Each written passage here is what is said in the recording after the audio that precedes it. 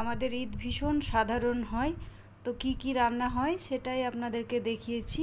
লাচ্ছা, পায়েস, ভাজা সামাই আর একটা সেরি খুরমা, এই সামাইটা। আর এবার একটু মন খারাপ বলে আরও সাধারণভাবে হয়েছে। 40+ লাইফ এর আরও একটি ব্লগে সকলকে স্বাগত। আশা করি প্রত্যেকেই ভালো আছেন এবং সুস্থ আছেন। তো আজকে আমি এখান থেকে ব্লগটা শুরু করছি। দেখুন, ঘুম থেকে উঠেছি 4:20-তে।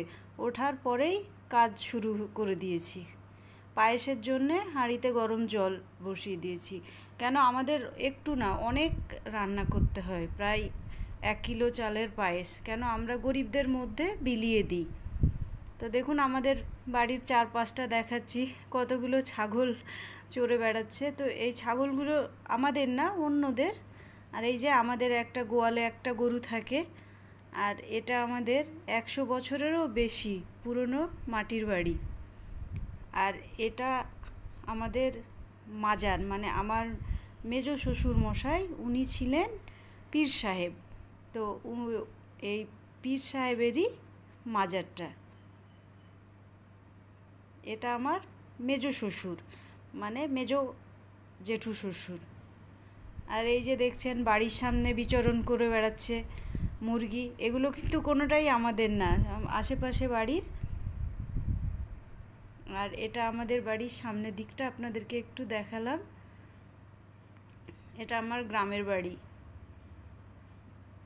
তো এই মাজারে কি বলুন তো, প্রত্যেক বছর ওরসটা হয়।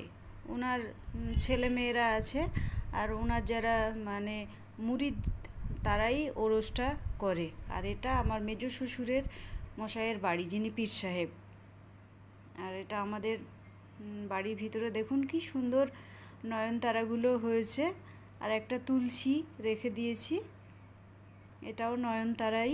কি সুন্দর লাগছে বলুন। গ্রামের বাড়ি যেমন হয়, কারি পাতা, এটা আমি মানে রেখেছি, সব সময় খাই, আমি ফোড়নে খেতে পারি না। আর এই যে গন্ধরাজ লেবুর গাছ, এটাতে কয়েকটা লেবু এসছে, কিন্তু এখনও লেবুগুলো বড় হয়নি। একদম আমি সাধারণ, যেটা আমাদের বাড়ি যেমন আমরা থাকি সেটাই আপনাদেরকে দেখিয়েছি।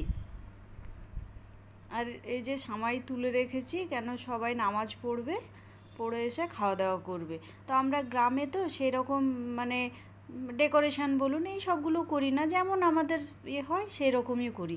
তার সঙ্গে মানে আরও আমাদের ঈদের দিনে একটু মন খারাপ ছিল,